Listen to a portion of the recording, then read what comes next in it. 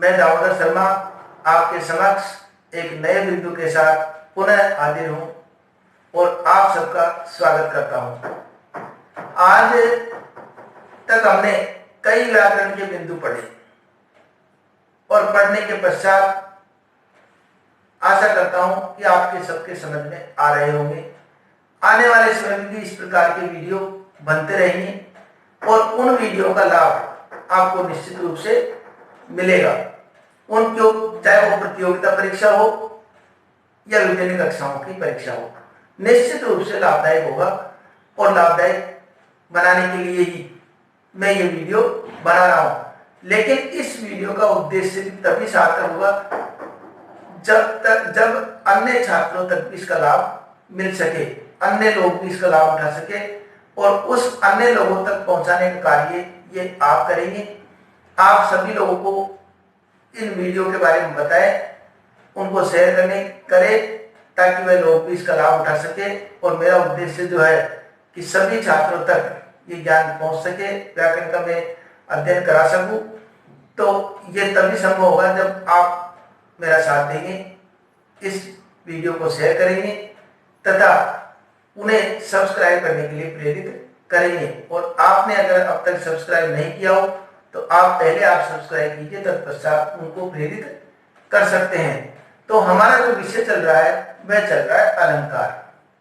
अलंकार के अंतर्गत हमने शब्द अलंकार और अर्थ अलंकार के भेद कई पढ़ रहे हैं। हम शब्द अलंकारों के भेद के अंतर्गत हमने अनुप्रास, यमक, श्लेष इत्यादि अलंकारों का अध्ययन किया। अर्थ अलंकार के अंतर्गत हमने कई अलंकार पढ़ रहे हैं। उसी श्रृंखला में आज का जो हमारा अलंकार का विषय रहेगा वह रहेगा मानवीकरण अलंकार। मानवीकरण अलंकार, ये मानवीकरण जैसा कि शब्दों से स्पष्ट है, नाम से स्पष्ट है, मानवीकरण, मानव नाम आ रहा है इसके अंदर, अर्थात किसी चीज का, किसी बात का, किसी वस्तु का मानवीकरण कर दिया हो।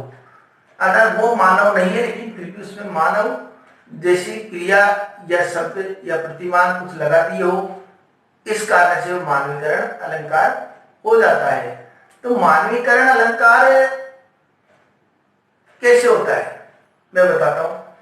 देखिए, कई बार हम बोलते हैं साधारण सी बात, हम लिखे मान लो फूल खिल रहे हैं, फूल खिल रहे हैं, यह एक सामान्य बात है। फूल खिल रहे हैं सामान्य बात है। अगर इसके स्थान पर हमने जो क्रिया लिख दी कि फूल खिलने के स्थान पर लिख दिया हंस रहे हैं, अर्थ तो वही प्रकट कर रहा है, फूल हंस रहे हैं अर्थात खिल रहे हैं। लेकिन ये जो हंसना क्रिया है ये किसकी है? मानव की। ये क्रिया मानव के लिए प्रयोग की जाती है, हंसना, खेलना, खाना। तो ये क्रिया मानव के लिए प्रयोग की जाती है और हमने किसमें कर दिया इसको प्रयोग? फूल में। इस क्रिया का प्रयोग किसमें किया जाता है? मानव में, और हमने किसमें कर दिया? फूल में। अर्थात यहां पर हमने उस फूल को भी मानवीकरण के रूप में प्रकट कर दिया। ये मानवीकरण होता है। कई बार ऐसा होता है कि मानवीकरण में कोई बात, अब सामान्य सी बात कहते तो किसी के लिए उसके लिए तो अलग शब्द प्रयोग होगा, लेकिन मानव की क्रिया या प्रतिमान उसमें लगा दिया जाता है। अब उदाहरण देखते हैं, परिभाषा क्या बनी इससे? स्पष्ट हो रही परिभाषा। परिभाषा जैसे मानवीकरण, मानवीकरण कर दिया, उसका मानवीकरण कर दिया तो क्या करा कि जैसे काव्य पंक्ति में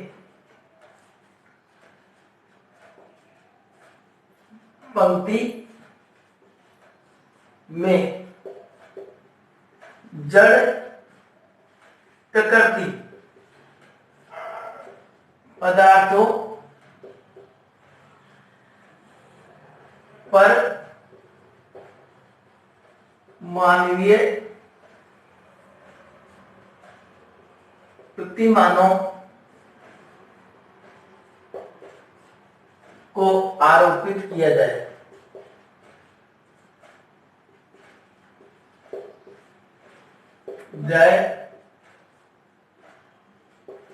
वहां पर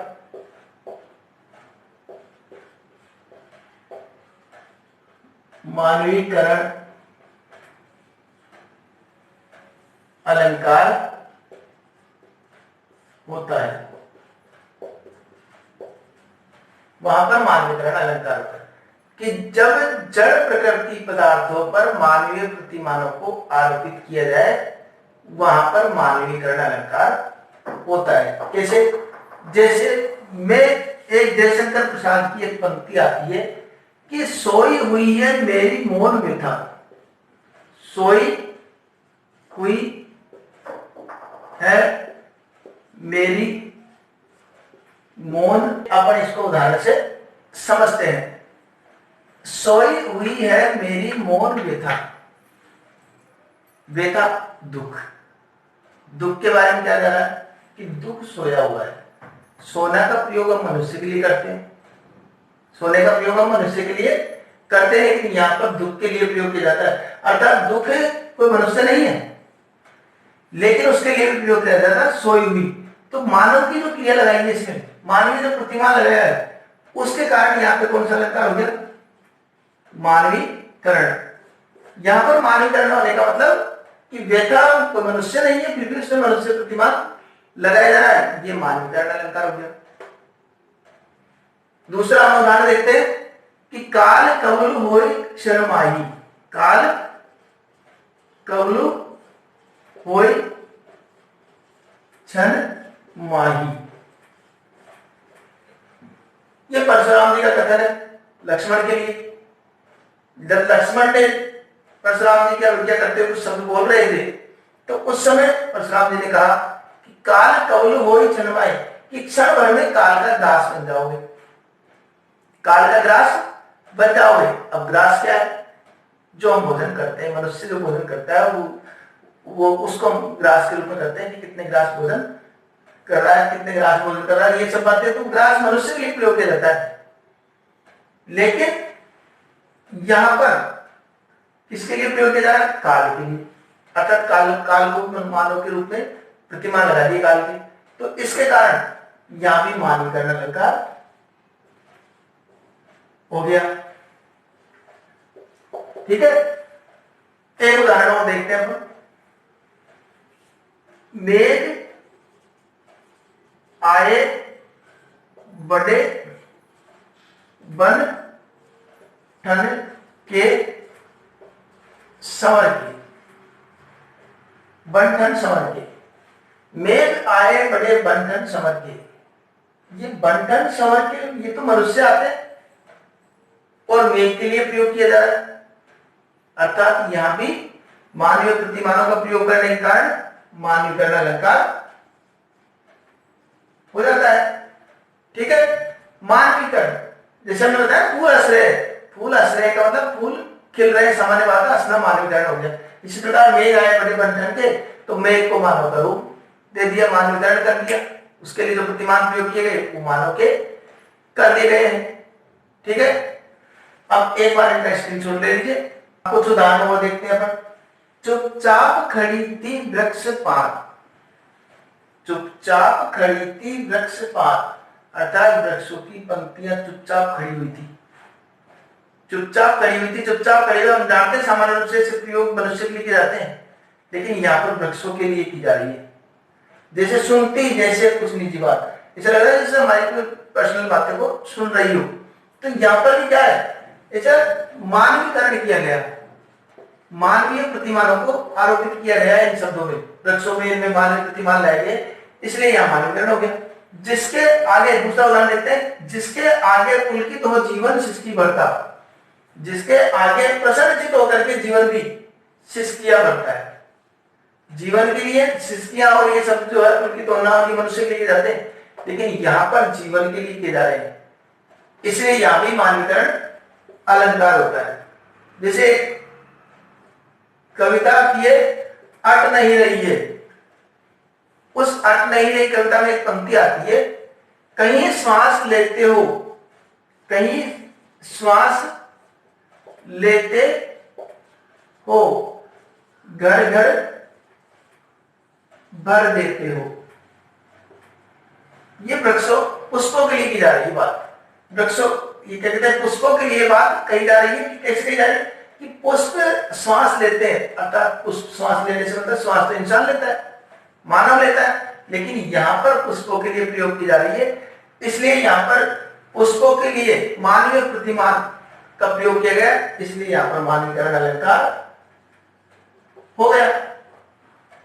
कुल मिलाकर बात यह है कि कोई भी जड़ प्रकृति पदार्थ हो, जड़ हो, निर्जीव हो या प्रकृति कुछ पदार्थ हो, इन सब में अगर मानव के क्रिया या प्रतिमान कुछ भी आरोपित कर दिया जाए, उन शब्दों के लिए अगर ऐसा प्रयोग किया जाता है मानवीय प्रतिमानों का, तो हमको निश्चित रूप से मान लेना चाहिए कि इसमें मानवीकरण अलंकार ही है।